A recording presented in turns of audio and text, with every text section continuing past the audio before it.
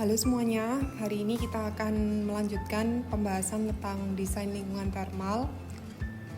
Dan topik yang akan kita bahas hari ini fokus ke thermal environment, heat, dan thermal comfort. Kita masuk ke thermal environment dulu. Minggu lalu kita sudah belajar bahwa ada 7 elemen iklim yang sebenarnya berpengaruh terhadap lingkungan thermal bangunan. 4 yang berpengaruh secara langsung itu adalah temperature, humidity, radiation, dan air movement. Temperature yang diukur di sini itu adalah temperatur yang diukur dengan menggunakan loop temperature, di mana yang diukur di sini adalah temperatur yang dipengaruhi oleh suhu dan radiasi sekitar. Untuk humidity ini juga akan berpengaruh terhadap lingkungan thermal bangunan. Kenapa? Contohnya aja misalnya setelah hujan itu kan kelembapannya meningkat. Meskipun secara temperatur mungkin tidak tinggi, tapi manusia, penghuni bangunan itu akan merasa gerah, lembab, dan berkeringat. Lalu berikutnya adalah radiasi matahari. Seperti yang minggu lalu sudah disampaikan, bahwa radiasi matahari ini terdiri dari sinar ultraviolet, infrared, dan visible light. Pengukurannya bisa dengan 2 measurement. Ada irradiance, di mana dia mengukur intensitasnya, dalam artian berapa besar radiasi matahari yang jatuh ke satu satuan luasan. Ada juga yang ukurannya dinyatakan dalam irradiation, yang artinya ada pengaruh waktu dalam satuan ukurannya. Lalu berikutnya adalah air movement. Untuk daerah tropis, udara yang bergerak ini akan sangat berpengaruh, karena kalau di tropis gerah, panas, semakin banyak angin itu akan membuat manusia atau penghuni semakin nyaman. Jadi kalau dibuat skema, ini yang berpengaruh terhadap lingkungan thermal di dalam bangunan. Ada temperatur tadi, lalu kelembapan, radiasi matahari, dan juga arah anginnya. Berikutnya kita masuk ke heat. Apa itu heat? Waktu SMA dulu mungkin juga sudah berulang kali belajar tentang Bahang. Jadi Bahang di sini adalah energi berupa gerakan molekul dalam suatu substansi, di mana semua benda itu mungkin punya heat atau Bahang, kecuali benda yang ada pada suhu 0 Kelvin. Nah, hubungannya heat dan temperatur itu apa? Minggu lalu juga sudah sempat dijelaskan di video sebelumnya, bahwa temperatur itu adalah pengukuran kondisi heat, pengukuran kondisi Bahang pada suatu substansi. Jadi gejala kehadiran adanya Bahang dalam suatu substansi itu dinyatakan dalam temperatur. Satuannya juga berbeda. Jadi kalau heat kita pakai satuannya kalori, kalau temperature kita pakai satuannya derajat Celcius atau Kelvin. Nah, bentuk Bahang di sini ada 2 macam. Ini juga mengulang pelajaran SMA. Jadi ada sensible heat, ada latent heat. Sensible sesuai dengan namanya berarti ini panas yang dirasakan, dalam artian temperaturnya bertambah atau berkurang. Jadi artinya di sini panasnya dibutuhkan untuk menaikkan atau menurunkan temperature. Lalu berikutnya adalah panas laten. Laten di sini artinya panas yang dibutuhkan oleh suatu substansi untuk berubah dari fase satu ke fase yang lain. Nah, ini kalau dilihat dari grafiknya, panas sensibel itu adalah panas yang dibutuhkan oleh suatu substansi untuk berubah temperaturnya. Jadi misalnya di sini adalah air yang suhunya 10 derajat Celcius gitu ya. Lalu ada panas sensibel, suhunya air berubah menjadi 100 derajat Celcius. Lalu ketika air itu berubah menjadi uap, di sini panas yang digunakan adalah panas laten. Demikian seterusnya.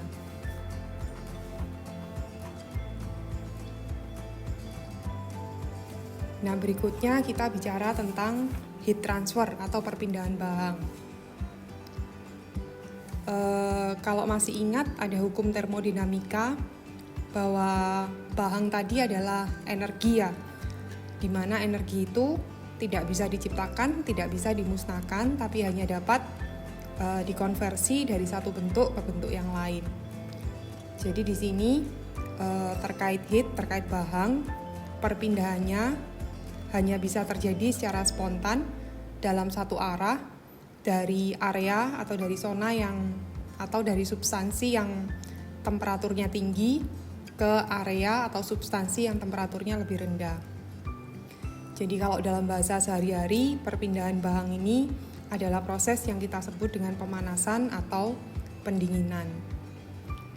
Kalau didefinisikan berarti ya proses perpindahan energi termal dari satu area ke area yang lain. Pengukurannya itu ada dua, dengan heat flow rate atau alirannya, satuannya joule per detik, atau kepadatannya heat flux density, satuannya watt per meter persegi. Yang perlu teman-teman ingat di sini bahwa disebutkan tadi bahwa energi itu hanya bisa terjadi, perpindahan energi tadi hanya bisa terjadi secara spontan jika ada perbedaan temperatur dari yang temperaturnya tinggi ke yang temperaturnya rendah. Jadi misalnya ada dua kondisi di sini, ini outdoor, ini indoor. Perpindahan bahang di sini hanya bisa terjadi kalau TO misalnya lebih besar dari TI atau TI-nya lebih besar dari TO. Kalau temperatur outdoor lebih besar daripada temperatur indoornya, maka akan terjadi perpindahan bahang dari luar bangunan ke dalam bangunan. Sebaliknya, kalau temperatur yang di dalam bangunan yang lebih tinggi, temperatur luarnya lebih rendah, maka akan terjadi heat loss dari dalam bangunan ke luar bangunan. Perpindahan ini akan terjadi terus-menerus hingga mencapai common temperature. Jadi temperaturnya sama antara luar dan dalam.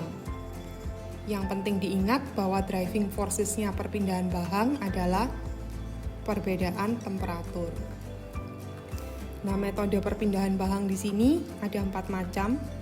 Ada konduksi, konveksi, radiasi, dan evaporasi. Kita coba ulang satu-satu. Dari yang konduksi, teman-teman tahu bahwa konduksi ini adalah perpindahan bahang melalui molekul-molekul yang berdekatan. Terjadi kebanyakan pada substansi yang padat. Kenapa pada substansi yang padat? Karena tadi disebutkan dia memerlukan kontak fisik.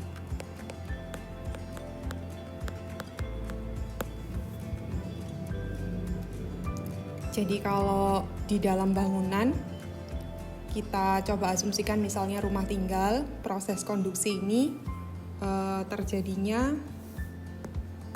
akan dari elemen-elemen bangunan yang mengalami kontak fisik. Jadi misalnya dari lantai ke dinding, lalu dari dinding ke plafon, dari dinding ke atap, dan seterusnya. Asalkan dia bersentuhan fisik, ada perbedaan temperatur, maka akan terjadi perpindahan bahang secara konduksi. Lalu yang perlu diingat juga bahwa material yang berbeda itu mengkonduksikan bahang dengan nilai yang berbeda-beda pula. Jadi kalau kita ingat dulu di SMA kita kenal bahan yang sifatnya konduktor, kita juga kenal bahan yang sifatnya isolator. Kalau diskemakan perpindahan bahang konduksi itu seperti ini ya. Jadi ada kontak fisik di dalam substansi yang berdekatan. Ketika ada kontak fisik maka akan terjadi perpindahan bahang. Rumusnya Qc atau conductance heat flow-nya itu adalah hasil perkalian dari conductance, nilai konduktivitasnya, lalu luas penampang cross-sectional areanya, dan temperature difference-nya. Nah, dari rumus ini kita bisa lihat besarnya bahang yang dipindahkan lewat proses konduksi itu akan tergantung tadi dari yang pertama adalah nilai conductance dari materialnya. Jadi setiap material ini punya nilai konduktivitas yang berbeda. Tadi saya sebutkan ada yang sifatnya konduktor dengan kemampuan menghantar panas yang tinggi, ada yang sifatnya isolator, kemampuan menghantar panasnya rendah. Lalu berikutnya luas area atau luas penampang di mana perpindahan bahang itu terjadi. Jadi misalnya seperti ini, ada satu bidang dinding yang separuhnya ini atau sepertiganya ini kaca, lalu yang ini dinding bata, 2/3-nya dinding bata. Maka yang berpengaruh dalam perpindahan bahang secara konduksi di dinding ini, yang pertama adalah nilai konduktansnya, di mana nilai C kaca ini pasti lebih besar daripada nilai C-nya dinding.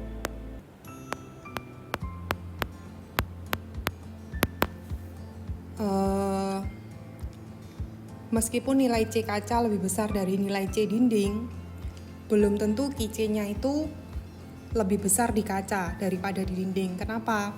Karena kalau dilihat area kaca di sini justru lebih kecil daripada area dinding. Nah, luasan tadi disebutkan bahwa luasan juga akan berpengaruh terhadap QC atau terhadap aliran bahang secara konduktifnya.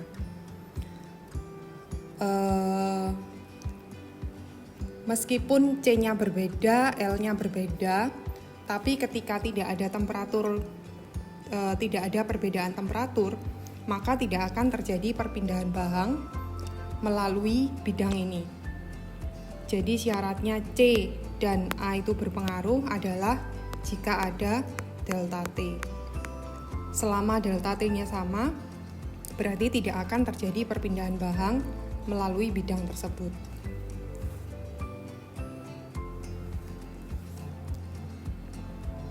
Berikutnya kita masuk ke konveksi. Konveksi ini adalah bentuk perpindahan bahang melalui perpindahan partikel-partikelnya. Jadi kalau tadi konduksi, partikelnya itu diam di tempat, hanya bergetar tapi punya kontak fisik, terjadi kontak fisik. Tapi kalau konveksi ini partikelnya itu bergerak kemana-mana. Jadi yang membawa perpindahan bahang adalah gerakan dari partikelnya. Biasanya terjadinya dari permukaan solid ke fluid, atau gas atau liquid atau sebaliknya.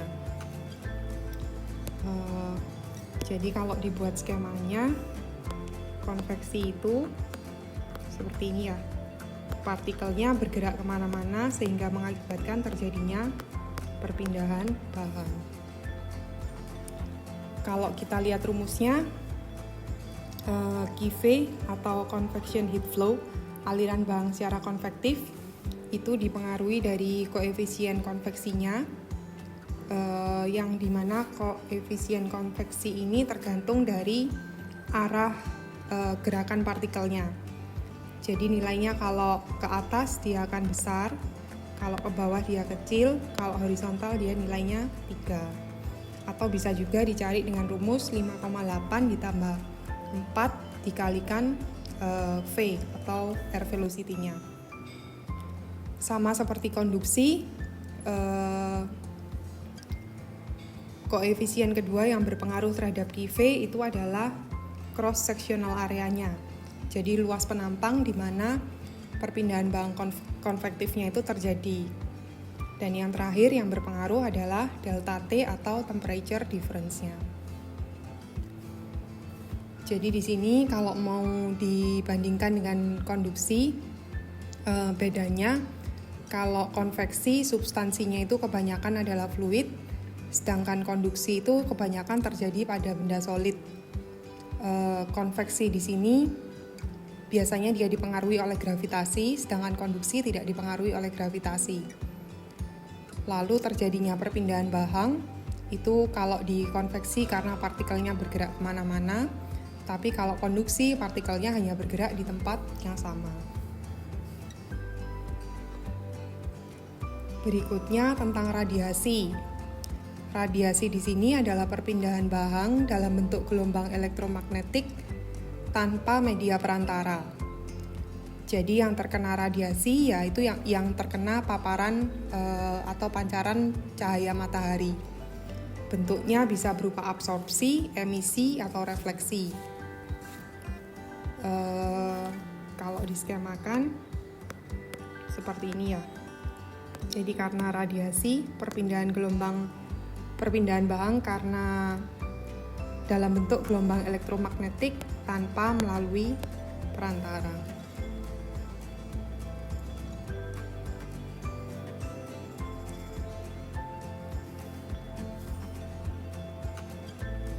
Dilihat dari rumusnya, yang berpengaruh di sini untuk radiation heat flow-nya adalah koefisien radiasi, di mana ini kalau nanti kita bicara tentang bangunan, nilai HR ini akan diganti dengan nilai G. G ini sama dengan global irradiance. Jadi biasanya kita dapat data dari BMKG, yang kita dapat datanya adalah nilai irradiance global. Lalu dua parameter berikutnya yang berpengaruh sama seperti konduksi dan konveksi tadi, yaitu nilai A, cross sectional area, dan DT atau temperature difference-nya. Lalu yang terakhir, evaporasi. Ini adalah transfer bahang dari permukaan solid yang basah atau badan air sehingga menjadi gas. Di sini rumusnya ada konstanta 666 yang dikalikan dengan IR-nya atau evaporation rate-nya. IR-nya akan berbeda-beda tergantung material liquidnya apa gitu ya.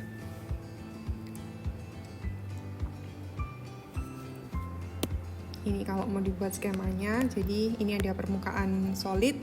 Biasanya permukaan ini kalau di aplikasinya di bangunan ini dibasahi sehingga panas yang dari bangunan digunakan oleh air di sini, diambil panasnya lalu diubah menjadi uap seperti itu.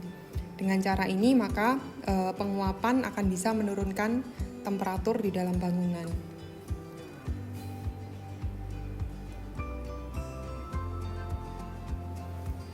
Tugasnya desainer di sini tadi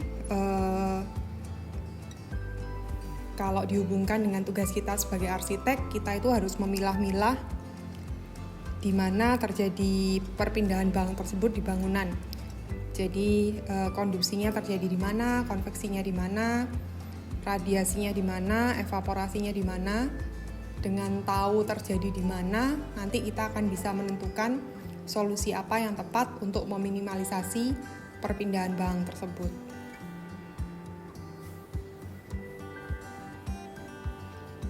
Berikutnya kita masuk ke thermal comfort.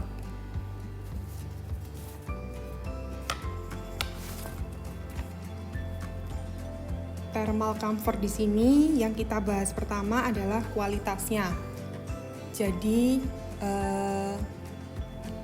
kualitas dari lingkungan thermal itu punya kriteria yang mempengaruhi ataupun dipengaruhi sama lingkungan thermal. Yang pertama itu adalah survival-nya. Jadi ketika arsitek merancang bangunan, itu sebaiknya rancanglah bangunan dengan tingkat survival yang tinggi. Sehingga ketika T outdoor itu di bawah atau di atasnya kondisi nyaman, orang yang di dalam itu masih tetap bisa bertahan. Lalu yang kedua adalah comfort. Arsitek memang tujuan utamanya dalam menciptakan bangunan adalah untuk memberikan kenyamanan bagi penghuninya.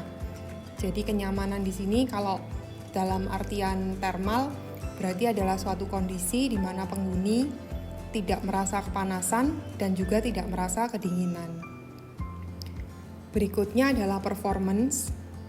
Performance ini juga dipengaruhi oleh thermal environment. Kalau kualitas thermal environment-nya baik, maka performa penghuni di dalam bangunan juga akan baik. Jadi dengan kondisi yang nyaman, biasanya performa atau kinerja kita, aktivitas kita di dalam bangunan, performanya akan lebih baik. Kriteria berikutnya adalah kesehatan.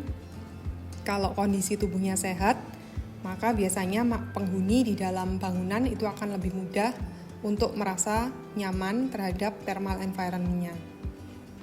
Dan yang terakhir adalah kualitas thermal environment itu juga dipengaruhi oleh kondisi psikologikal, sosial, sama ekonomik.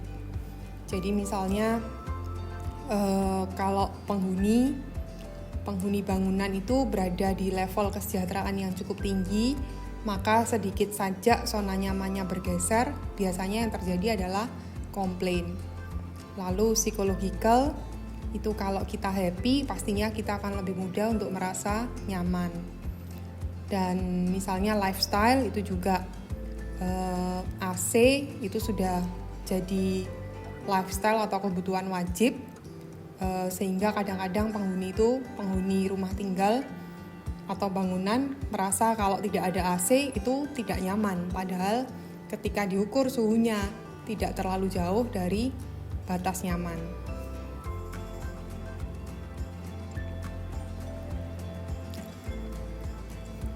Sebelum masuk ke pengertian thermal comfort, ini saya bahas dulu tentang thermal balance. Jadi biasanya mahasiswa itu rancu antara pengertian thermal balance dan thermal comfort. Kalau thermal balance di sini, dasar yang kita pakai adalah deep body temperature-nya manusia. Jadi di sini manusia itu punya deep body temperature sebesar 37 derajat Celcius. Supaya balance tetap berada di kondisi itu, maka badannya manusia ini mengalami yang namanya heat input dan heat dissipation. Melalui peristiwa apa aja? Melalui ini radiasi, konveksi, konduksi, dan evaporasi. Radiasi, konduksi, sama konveksi ini bisa plus minus. Jadi bisa dari lingkungan ke badannya manusia, bisa dari manusia ke lingkungan. Tapi kalau evaporasi berkeringat ini selalu minus karena tubuh manusia itu selalu mengeluarkan panas berupa keringat ke lingkungan. Seperti itu. Nah, thermal balance di sini prosesnya adalah seperti ini. Jadi kalau kita berada di warm environment, itu kondisi badan kita itu heat inputnya lebih besar daripada heat loss-nya. Nah, yang terjadi supaya kondisi tubuh itu tetap balance, maka yang terjadi adalah yang pertama, pembuluh darahnya biasanya di-expand, jadi menepi berdekatan dengan kulit. Kenapa? Supaya perpindahan panas dari kulit ke lingkungan itu lebih cepat. Lalu untuk pelepasan panas juga biasanya dengan berkeringat. Panas tubuh itu memanaskan keringat sehingga berubah jadi uap dan terjadi evaporasi. Jadi dengan berkeringat, temperatur badan akan turun. Lalu jika dengan berkeringat temperatur tubuh manusia itu masih tinggi, maka yang akan terjadi adalah kondisi yang dinamakan hipertermia. Sebaliknya, ketika kita berada di cold environment, itu kondisinya heat inputnya lebih kecil daripada heat loss-nya. Maka yang terjadi adalah pembuluh darah itu masuk ke dalam, tujuannya untuk mencegah perpindahan panas dari tubuh manusia ke lingkungan. Lalu pada kondisi ini heat loss-nya itu besar karena temperatur lingkungannya itu rendah. Ketika delta T-nya semakin besar, maka perpindahan panasnya itu akan semakin besar. Maka ketika upaya atau respon manusia di mana pembuluh darah itu tidak berhasil, maka tubuh akan menggigil, mengalami yang namanya menggigil. Kebalikannya tadi kalau di warm environment, tubuh kita akan berkeringat. Kalau di cold environment, tubuh kita akan menggigil. Nah, jika menggigil ini masih tidak bisa mengembalikan temperatur ke kondisi normal, maka yang terjadi adalah kondisi yang disebut hipotermia. Jadi thermal balance di sini yang ditekankan adalah kuantitasnya. kuantitas keseimbangan, balance antara heat loss dan heat gain. Di sini berbeda dengan yang kita sebut thermal comfort. Kalau tadi thermal balance itu sifatnya kuantitatif, kalau thermal comfort ini sifatnya lebih kualitatif. Kualitatif dan sifatnya juga subjektif. Jadi kalau ada ukurannya itu tidak pada satu angka fix, tapi berupa rentang ukuran, bukan satu ukuran yang fix. Kenapa demikian? Karena tubuh itu punya toleransi. Jadi rentang ukuran tadi menunjukkan yang namanya subjektivitas. Misalnya tadi kalau thermal balance kita ngomong di body temperature itu harus 37 derajat Celcius, tapi kalau thermal comfort kita ngomong kondisi nyaman, temperatur untuk kondisi nyaman manusia itu berada pada rentang misalnya antara 25 sampai 28 derajat Celcius. Jadi ada rentang ukurannya. Nah, pengertiannya apa? Seperti tadi saya sebutkan bahwa ini sifatnya subjektif, jadi lebih berbicara tentang perasaan dan pikiran. Bisa diartikan kondisi pikiran yang mengekspresikan kepuasan terhadap lingkungan termal. Atau bisa juga diartikan kisaran temperatur lingkungan yang cukup untuk manusia melakukan pelepasan panas. Bisa juga diartikan perasaan atau ekspresi atau respon terhadap kondisi panas atau kondisi dingin. Dan yang paling mudah untuk dihafalkan gitu ya, yang paling mudah untuk dimengerti, thermal comfort itu adalah kondisi di mana kita tidak merasa kepanasan atau kedinginan.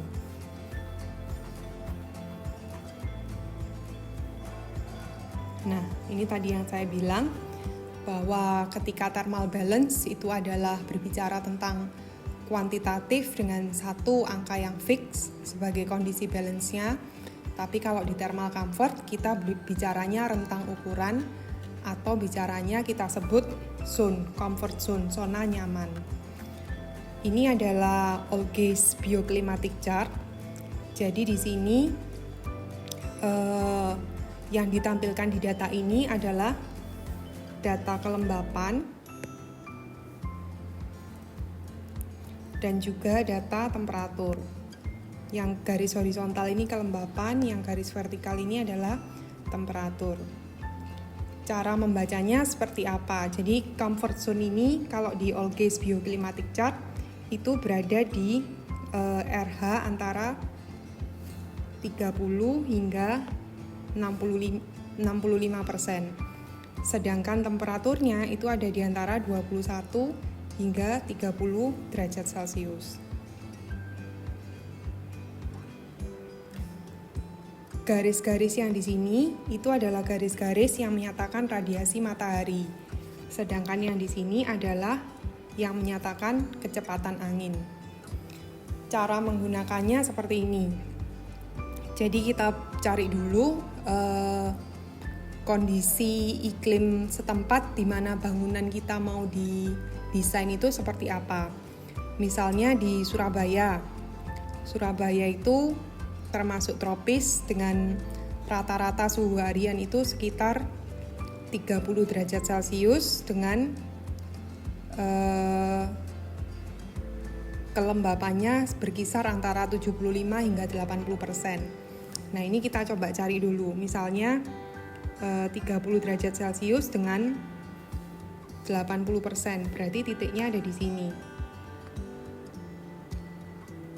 Nah, ketika posisi lingkungan, posisi data iklim kita itu berada di luar zona nyaman, berarti ada solusi yang harus kita berikan supaya penghuni bangunan kita merasa nyaman. Ini kan titiknya di sini, comfort zone-nya kan di sini. Berarti ini kan berada di luar zona nyaman. Yang harus dilakukan apa? Yang harus dilakukan adalah memberikan air movement ini tadi sebesar kurang lebih 0,8 meter per detik. Sebaliknya untuk mereka yang berada di iklim dingin, itu biasanya suhunya rendah, RH-nya juga rendah.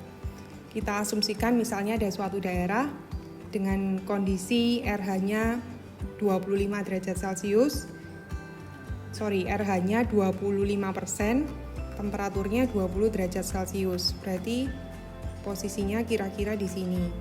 Nah, ini juga berada di luar comfort zone. Solusi yang diberikan arsitek apa? Solusi yang diberikan kalau dibaca dari All-Gaze Bioclimatic Chart adalah dengan memberikan radiasi matahari ini sebesar 100 watt per meter persegi. Ini cara membaca comfort zone dari All-Gaze Bioclimatic Chart.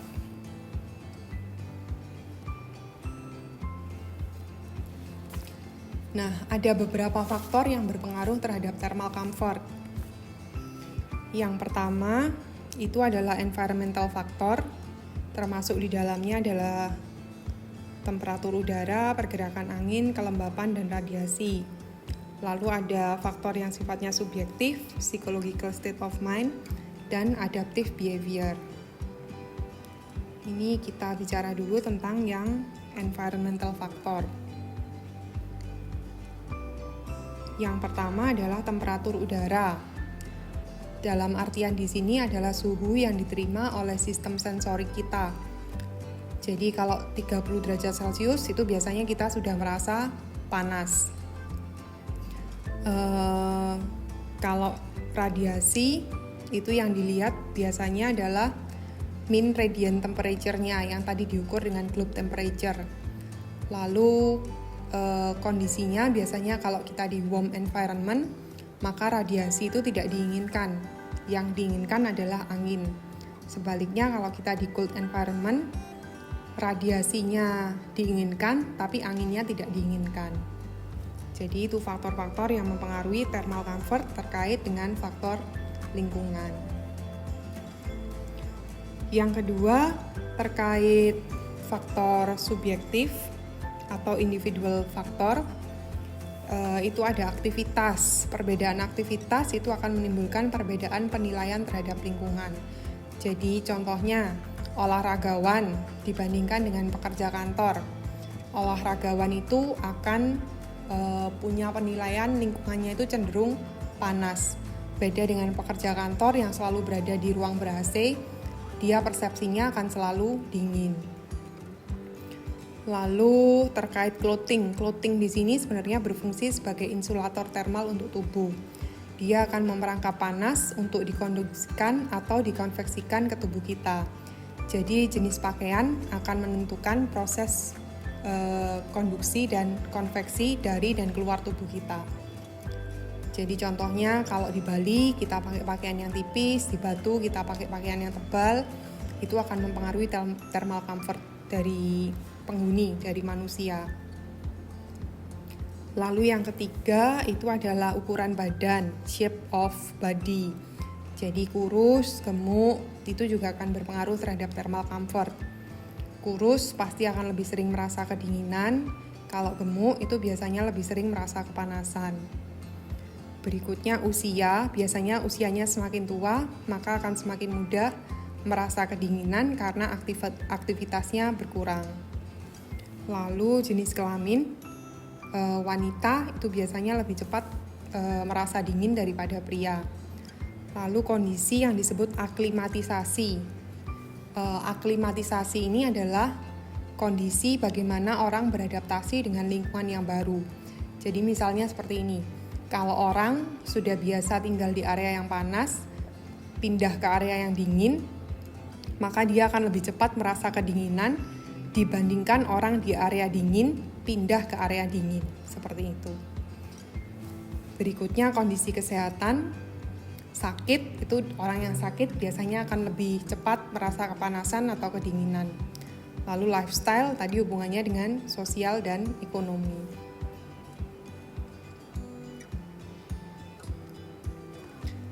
Lalu dua faktor terakhir itu adalah psychological state of mind. Itu kaitannya dengan kondisi pikiran, misalnya stres atau apa gitu. Jadi kalau kondisi pikiran sedang tidak baik, biasanya mau senyaman apapun ruangannya, pasti tetap merasa tidak nyaman atau kurang nyaman. Lalu berikutnya adalah adaptive opportunity. Penghuni bangunan itu akan lebih merasa nyaman kalau bangunan yang kita desain itu memberikan kemungkinan bagi mereka untuk melakukan tindakan adaptasi. Jadi contohnya, misalnya bangunan punya AC sentral, lalu jendelanya jendela mati semua, dibandingkan dengan bangunan sama-sama AC sentral, tapi jendelanya ini jendela buka. Orang yang berada di bangunan dengan jendela buka biasanya tingkat thermal comfortnya itu lebih tinggi. Kenapa? Karena ketika AC sentral terlalu dingin, dia bisa buka jendela. Di sini artinya dia bisa melakukan tindakan adaptif terhadap kondisi nyaman termalnya dia.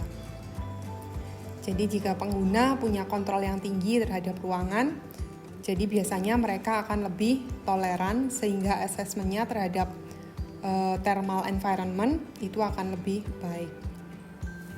Kalau level kontrolnya rendah, itu biasanya orang akan lebih cenderung merasa tidak nyaman.